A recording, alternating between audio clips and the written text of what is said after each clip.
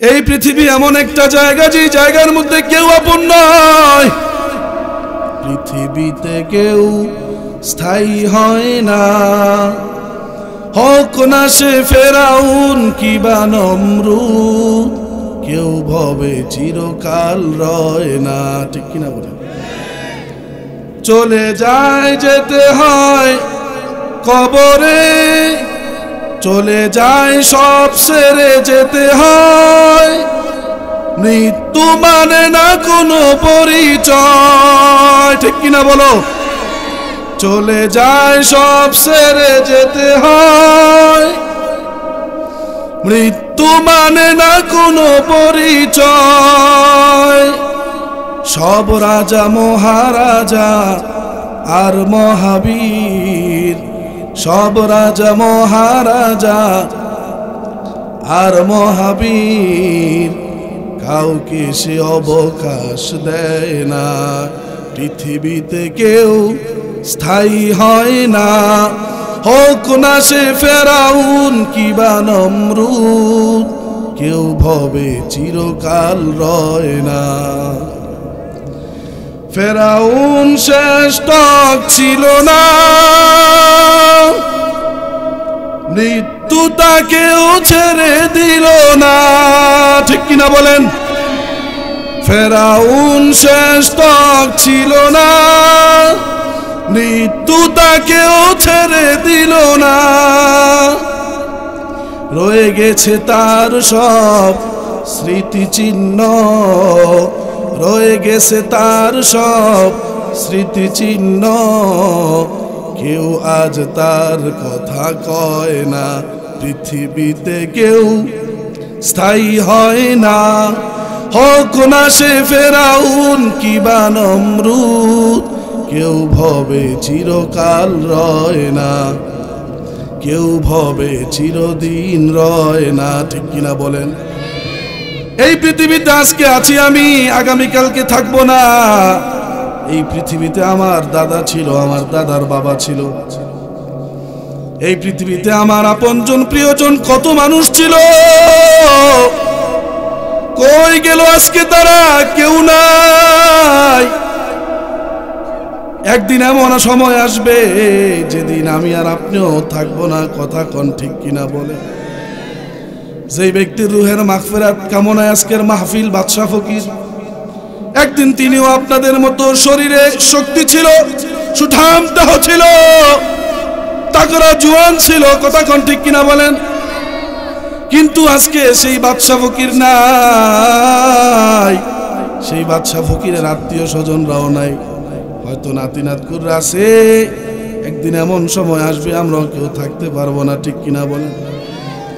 যদি দুনিয়া ছেড়ে যাইতে হয় তাহলে কেমন ভাবে যাওয়া দরকার? আমাদের ইচ্ছা থাকবে, আমাদের স্বপ্ন থাকবে, দুনিয়াতে আসছি, যদি দুনিয়া ছেড়ে যেহেতু যাইতেই হবে, বিড়ালের মতো কেন চাইলে বাঘের বাচ্চার মতো যেতে চাই। আমি যে আয়াতে কারিমা আপনাদের সামনে তেলাওয়াত করেছি, আল্লাহ রাব্বুল আলামিন বলেন, হে আমার বান্দা বান্দিরা শোনো, এই পৃথিবীর মাঝে মানুষের দুই ধরনের মৃত্যু হয়ে থাকে। এক ধরনের মানুষের মৃত্যু হয় বিছনার মধ্যে শুয়া, আর এক ধরনের মানুষের মৃত্যু হয় ওই যে জিহাদের ময়দানে আল্লাহর রাস্তায়। কথা কোন ঠিক কিনা বলেন? আল্লাহ বলেন, হে আমার বান্দা শোনো, যার মৃত্যুটা ওই যে জিহাদের ময়দানে হয়, তার রবের দিনকে জিন্দা করার জন্য হয়, সে যখন মারা যায় তার হালত কেমন থাকে আল্লাহ এটাই আয়াতের মধ্যে তুলে ধরছেন। আল্লাহ বলেন, ওয়ালা তাকুলু লিমান ইউকতালু ফি সাবিলিল্লাহি আমওয়াত। আল্লাহ বলেন, যারা আল্লাহর রাস্তায় মারা যায় তাদেরকে তোমরা মৃত বইলো না, মরা বইলো না, তাদেরকে তোমরা মুর্দা বলবা না, তাদেরকে জিন্দা বলো। বাল আহইয়াউ ওয়ালাকিন লা তাশউরুন। আল্লাহ রাব্বুল আলামিন বলে, তারা মৃত্যু না, তারা মুর্দার না, তারা আমার কাছে জিন্দা। সুবহানাল্লাহ। এমন একজন সাহাবীর ঘটনা আপনাদের কি শোনাই। আমি যে হাদিস পড়েছি, এই হাদিসের মধ্যে নবী আলাইহিস সালাম বলেন, তিনটা গুণ যার ভিতরে থাকে সে ঈমানের স্বাদ পায়। জোরে কোন কিসের স্বাদ পায়? তিনটা বৈশিষ্ট্য যার ভিতরে থাকবে সে ঈমানের মর্যাদা পায়, ঈমানের হালাওয়াত, ঈমানের মগজ তার ভিতরে ঢুকে যায়। এক নম্বর হলো আইয়াকুনাল্লাহু ওয়া রাসূলুহু আহাব্বা ইলাইহি মিম্মা সিওয়াহুমা। এক নম্বর গুণ হলো তার ভিতরে আল্লাহ এবং তার রাসূলের মুহাব্বত দুনিয়ার সব কিছুর চাইতে বেশি থাকে। সুবহানাল্লাহ। কি আমাদের ভিতরে কার মুহাব্বত বেশি? আমাদের অন্তরের ভিতরে, আমাদের ভিতরে সন্তানের মুহাব্বত বেশি, স্ত্রীর মুহাব্বত বেশি, বসের মুহাব্বত বেশি, মাতবরের মুহাব্বত বেশি, আমার দলের নেতার মুহাব্বত বেশি। চিল্লায় এখন ঠিক কিনা বলেন? অথচ রাসূল বলে ওই ব্যক্তি নিজেকে ঈমানদার দাবি করতে পারে না, ঈমানের স্বাদ পায় না, যার ভিতরে আল্লাহ এবং নবীর মুহাব্বত সবচেয়ে বেশি নাই। নবীজি বলেন লা ইউমিনু আহাদুকুম হাত্তা আকুনা আহাব্বা ইলাইহি মিন ওয়ালিদিহি ওয়া ওয়ালাদিহি ওয়ান নাসি আজমাইন। নবীজি বলেন হে আমার উম্মতেরা শোনো, তুমি ততক্ষণ পর্যন্ত মুমিন হতে পারবে না যতক্ষণ পর্যন্ত তোমার ভিতরে আমি নবীর মুহাব্বত সবচেয়ে বেশি না থাকবে। যেই সাহাবীর কথা বলতেছিলাম, ওই সাহাবীর ভিতরে দেখেন একটা গুণ কেমন ভাবে ছিল। নবীজি বলেন 3 নাম্বার গুণের 1 নাম্বারটা তো আল্লাহ এবং রাসূলের মুহাব্বত, 2 নাম্বারটা হইল কোন মানুষকে ভালোবাসলে ভালোবাসতে হবে কার জন্য? চিৎকার করে বলেন। ভালোবাসতে হবে আল্লাহর জন্য, দুনিয়ার স্বার্থের জন্য ভালোবাসা যাবে না। হ্যাঁ, আমি আমার নেতাকে ভালোবাসি ততক্ষণ আমার নেতা আল্লাহ এবং রাসূলকে অনুসরণ করে, মুহাব্বত করে যতক্ষণ, ঠিক কিনা বলেন? যদি দেখি আমার নেতা কোরআনের বিরুদ্ধে কথা কয়, ওই নেতার মুখে লাথি মারি, কথা কোন ঠিক কিনা? আরো চিৎকার করে বলতে হবে ঠিক কিনা বলেন? যদি দেখি আমার নেতা ইসলামের বিরুদ্ধে অবস্থান করে, যদি দেখি আমার নেতা আমার নবীর বিরুদ্ধে মন্তব্য করে, বুঝা গেল ওই নেতারে আমি মুহাব্বত করলে আমি ঈমানদার না, ঠিক কিনা বলেন? তাইলে মুহাব্বত করবেন কার জন্য? জোরে বলেন, আল্লাহর জন্য। আল্লাহর জন্য মুহাব্বত করলে আরেকটা লাভ আছে। কি লাভ? হাসরের দিন যেখানে কোনো ছায়া থাকবে না, ওই দিন আল্লাহর আরশের নিচে ছায়া পাবেন। 3 নাম্বার গুণ হইল কোন একজন বান্দা ঈমান আনার পর কুফরির ভিতরে তার আবার প্রত্যাবর্তন করাটা এতটা অপছন্দ হয় যতটা অপছন্দ করে আগুনে নিক্ষেপ হওয়া। বলেন আমরা কি আগুনে নিক্ষেপ হওয়া পছন্দ করি নাকি? বলেন, জোরে বলতে হবে। আগুনে নিক্ষেপ হওয়া এটা আমরা পছন্দ করি নাকি? বলেন, আগুনে নিক্ষেপ হওয়াটা এটা আমাদের পছন্দ না, এটা আমরা পছন্দ করি না। তাইলে কুফরের পরে আমার আগের ওই গুনাহের জিন্দেগি থেকে আল্লাহ যখন আমার এই ঈমানের হালতে নিয়ে আসছে, তাইলে আমি আবার আমার গুনাহের জিন্দেগিতে যাব না। ওই গুনাহের জিন্দেগিটা আমার কাছে এত অপছন্দ, কেমন যেন আমার আগুনে ফেলাই দিচ্ছে। সাহাবী আব্দুল্লাহ ইবনে হুযাফা রাদিয়াল্লাহু তাআলা আনহু খুব জলিলুল কদর সাহাবী ছিলেন। নবী আলাইহিস সালামের যুগে না, খলিফাতুল মুসলিমিন হযরত ওমরের যুগে রোম সম্রাটের বিরুদ্ধে সরাসরি যুদ্ধ হয়েছিল। লম্বা চূড়া ঘটনা, এত লম্বা করে বলা যাবে না, আমি সার সংক্ষেপটা বলি। ওই যুদ্ধের মধ্যে মুসলমানদের পক্ষে আব্দুল্লাহ ইবনে হুযাফা তিনি সেনাপতি ছিলেন। ওইদিকে রোম সম্রাটের সম্রাট তার বাহিনীকে বলে দিছে মুসলমানদের সাথে আমার যুদ্ধ। কয় মুসলমানদের থেকে একটা দল তোমরা জিম্মি করে আমার দরবারে নিয়ে আসবা। কথা বুঝার চেষ্টা করেন। মুসলমানদের মধ্য থেকে একটা দলরে আটক কইরা আমি সম্রাটের সাম্রাজ্যে হাজির করবা, আমি তাদের ঈমানকে পরীক্ষা করব। আমি শুনছি তাদের ঈমান নাকি অনেক মজবুত। সুবহানাল্লাহ। হ্যাঁ, মুমিন যদি হন, ঈমান মজবুত ছাড়া মুমিন হওয়ার দরকার নাই। কারণ এমন ঈমানদার হওয়ার দরকার নাই সকালে ঈমান থাকে, আবার বিকাল হওয়ার আগে ঈমান শেষ। কথা কোন ঠিক কিনা? আছে না নাই? ওই যে রোম সম্রাট বলে কয় মুসলমানদের একটা জামাত আটক করে নিয়ে আসবে, আমি তাদেরকে পরীক্ষা করব তাদের ঈমান কত মজবুত। যুদ্ধ থেকে মুসলমানদের একটা দল আটক করে ফেললো ওই যে রোম সম্রাটের বাহিনী। যখন আটক করে নিয়ে গেল, বাদশার সামনে হাজির করলো। বাহিনীর প্রধান বলতেছে, বাদশা নামদার, আপনার কথা মতো একটা দল আমরা হাজির করছি, আটক করে নিয়ে আসছি। এবার রোম সম্রাট সবাইকে হাজির রেখে বলতেছে, হে মুসলমানদের সৈন্যরা, তোমাদের মধ্যে আমির কি, তোমাদের মধ্যে নেতা কি? যেই সাহাবীর নাম বললাম আব্দুল্লাহ ইবনে হুযাফা রাদিয়াল্লাহু আনহু, উনি বলতেছেন আমি আমির, আমি তাদের নেতা।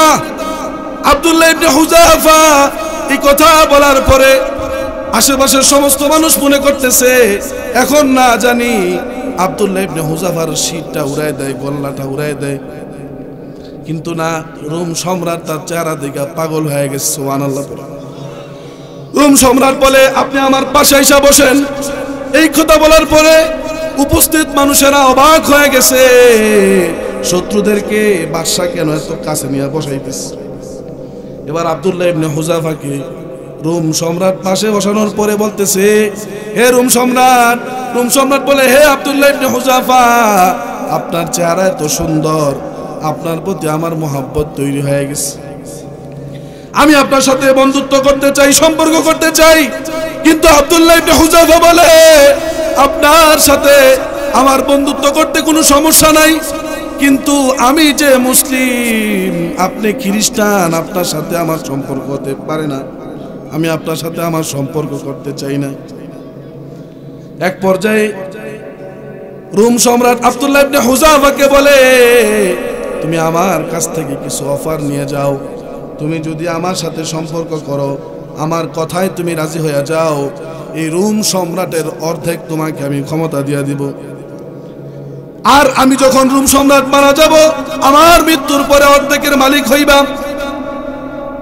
এরপরও তুমি তোমার ঈমানকে ছেড়ে দাও, ইসলাম থেকে ফিরে আসো। কিন্তু না, আব্দুল্লাহ ইবনে হুযাফা বলে, হে দুনিয়ার কুকুর, হে রোম সম্রাট দুনিয়ার কুকুর, সাবধান, এই রোম রাজ্যের অর্ধেক কেন, পুরাটা কেন, গোটা পৃথিবীও যদি আমাকে ক্ষমতায় দিয়ে দেন, আমি আমার ঈমান ছাড়বো না। আল্লাহু আকবার বলেন। আমি আমার ঈমান ছাড়বো না, আমি আমার ইসলামকে ছাড়বো না। রোম সম্রাট দেখলো না, লোভ দিয়া কোনো কাজ হয় না। এবার বাহিনী দিয়া আব্দুল্লাহ ইবনে হুযাফাকে জেলখানায় বন্দী করে দিচ্ছে। বলছে তারে কোনো খাবার দিবা না, পানিও দিবা না, কিচ্ছু দিবা না। ডাক্তারকে বলছে খেয়াল রাখো কোনো সমস্যা হয় কিনা। খেয়াল রাখতেছে। এক সপ্তাহ হয়ে গেছে, আব্দুল্লাহ ইবনে হুযাফাকে কোনো পানি দেয় না, কোনো খাবার দেয় না। আব্দুল্লাহ ইবনে হুযাফার প্রতি কোনো খেয়ালও রাখে না। এক সপ্তাহ পরে ডাক্তার গিয়া দেখে অবস্থা খারাপ। বাদশার কাছে এসে বলতেছে, বাদশা নামদার, বিপদ হয়ে যাবে, এখনই কোনো ব্যবস্থা করতে হবে, খাবারের তাড়নায় লোকটা অনেক কষ্ট করতেছে। রোম সম্রাট বলে, তাড়াতাড়ি শুকরের গোশত নাও এবং মদ মিশানো পানি নিয়ে তার সামনে হাজির করো। বলেন নাউজুবিল্লাহ। এই দুইটা হালাল খাদ্য নাকি? বলেন দুইটাই হারাম। দুইটা কি? হারাম খাদ্য যদি কোনো মানুষ খায়, তার শরীরের মধ্যে শক্তি হবে ঠিক, কিন্তু তার ঈমানের শক্তি কমে যাবে। কারণ হারাম কখনো ঈমানকে বাড়ায় না, ঈমানকে কমায় দেয়। এই খাবার যখন নিয়ে দিছে, আব্দুল্লাহ ইবনে হুযাফা ডাক্তারকে বলে, আমার সামনে থেকে খাবার নিয়ে যাও, তাহলে লাথি মাইরে খাবার তোমার চেহারার মধ্যে মেরে দিব। ঈমানের তেজ কত! ডাক্তার বলতেছে, যেই লোকটা এক সপ্তাহ না খাইয়া পাগল হয়ে গেছে, ক্ষুধার তাড়নায় কষ্ট করতেছে, এই লোকটা আজকে খাবার দেখার পরেও খায় না। গিয়া বলছে, বাদশার কাছে গিয়া বিচার দিছে। বাদশা বলে, তারে হাজির করো, বিশাল বড় ডেকের ভিতরে তেল উত্তপ্ত গরম করো। তেল যখন গরমের মধ্যে বসাই দিছে, আব্দুল্লাহ ইবনে হুযাফাকে রোম সম্রাট ডাক দিয়া বলে, দেখো, যদি ঈমান না ছাড়ো, ইসলাম যদি না ছাড়ো, তোমাকে তেলের মধ্যে জ্বালাই দিব। আব্দুল্লাহ ইবনে হুযাফার ভিতরে সামান্য পরিবর্তন নাই। কিছুক্ষণ পরে জেলখানা থেকে মুসলিম সৈন্যকে দৌড়াই না ওই তেলের ভিতরে বাইজা ফেলছে। এরপরে আব্দুল্লাহ ইবনে হুযাফাকে বলতেছে, তোমার ভিতরে কোনো পরিবর্তন আসে নাই? কয়, না না, পরিবর্তন আসে নাই। এরপরে আব্দুল্লাহ ইবনে হুযাফার ব্যাপারে বলল, তোমরা দুইজন তাকে ওই তেলের সামনে নিয়ে যাও, তাকে তেলের মধ্যে পোড়াই দাও। আব্দুল্লাহ ইবনে হুযাফা চোখের পানি ছেড়ে দিস। এবার রোম সম্রাট বলতেছে, কিরে, কাপুরুষ হয়ে গেল নাকি? এখন কেন ছোট বাচ্চাদের মতো কান্নাকাটি করো? এতক্ষণ অনেক বড় বড় কথা বলছো। এবার আব্দুল্লাহ ইবনে হুযাফা বলে, না না, আমি এই জন্য কান্না করি না, আমি কান্না করতেছি, এখনই তো আপনি আমারে জ্বালাই দিবেন আর আমি দুনিয়া থেকে শেষ হয়ে যাব। মুমিন কখনো মৃত্যুবরণ করলে হারে না, মুমিন মৃত্যুর মাধ্যমে জিতা যায়। এই কথা শুনে সে পাগল হয়ে গেছে। সে বলতেছে আমি কান্নাকাটি করতেছি এই জন্য আমার কাছে আফসোস লাগতেছে, আমারে যদি আল্লাহ রাব্বুল আলামিন 100 বার দুনিয়াতে হায়াত দিতেন, আবার তুমি আমাকে এইভাবে জ্বলন্ত তেলের ভিতরে পোড়াই দিতা, আবার আমাকে আল্লাহ হায়াত দিত, আবার পোড়াই দিতা, আবার হায়াত দিত, আবার পোড়াই দিতা, তাইলে আমি আমার আল্লাহর জন্য হাজার হাজার বার দুনিয়াতে আসতাম, আবার তার রাস্তায়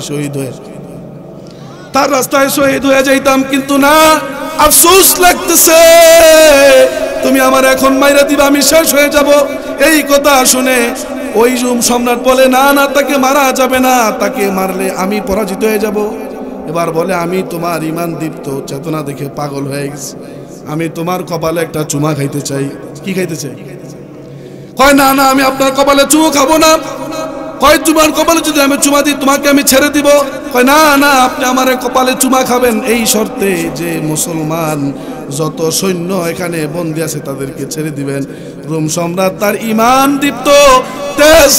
ইমান দীপ্ত বলিয়ান সুরে সে বলল যাও, আমি তোমার কপালে চুমা দিয়া সব মুসলিম সেনাদেরকে আমি জেলখানা থেকে মুক্ত করে দিলাম।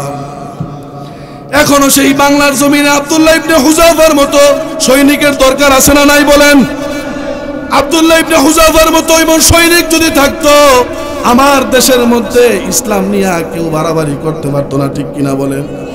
কিন্তু হুজুর আয়েশা বলছেন আমার আলোচনা শেষ, বাকি আমি যাওয়ার আগে দুইটা কথা বলে যেতে চাই। আমাদের দেশে ইসকন ষড়যন্ত্র করতেছে, কথা কোন ঠিক কিনা বলেন? আমি আজকের মাহফিল থেকে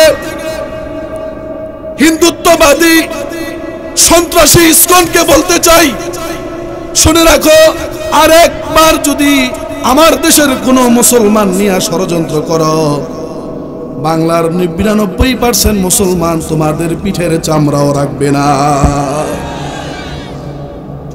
আর ওই ভারতের মোদিকে বলে দিতে চাই, শোনো, তোমার বান্ধবীও দীর্ঘদিন এই দেশে ক্ষমতায় ছিল, কথা কোন ঠিক কিনা বলেন? যখন আমার দেশের মুসলমানের উপর হাত তুলেছে, যখন আমার দেশের তাওহীদ জনতার উপর তার বাহিনী দিয়ে গুলি চালাইছে, তার ক্ষমতা কিন্তু আর টিকে নাই, কথা কোন ঠিক কিনা বলেন? আমি ওই ভারতের গুজরাটের কসাইকে বলতে চাই, মোদি শোনো, তুমি ক্ষমতায় আসো অনেক দিন ধরে, আমরা এটা জানি, কথা কোন ঠিক কিনা বলেন? তোমার লাস্ট ওয়ার্নিং দিতে চাই, এই বাংলার জমিনে শাহজালাল ঘুমিয়ে আছে, শাহপরান ঘুমিয়ে আছে, শাহমাখদুম ঘুমিয়ে আছে, বহুত আল্লাহওয়ালারা এই মাটির নিচে শুয়ে আছে। এই পবিত্র জমিন নিয়ে তুমি যদি আর কিঞ্চিত পরিমাণ বাড়াবাড়ি করো, মনে রাখবা মোদি তোমার ক্ষমতাও টিকবে না, কথা কোন ঠিক কিনা বেটা? তুমি তোমার বান্ধবীরে নিয়ে তো জায়গা দিছো দিল্লিতে, বৈশা দুইজনে মিল্লা পায়তারা করো, এমন অবস্থা হবে গোটা পৃথিবীতে কোথাও জায়গায় পাইবা না, যেখানে যাইবা সেখানেই তোমাকে ভূমি করে দিবে, কথা কোন ঠিক কিনা বলে? আল্লাহ রাব্বুল আলামিন আমাদের সকলকে উক্ত কথাগুলোর উপর আমল করার তৌফিক দান করেন।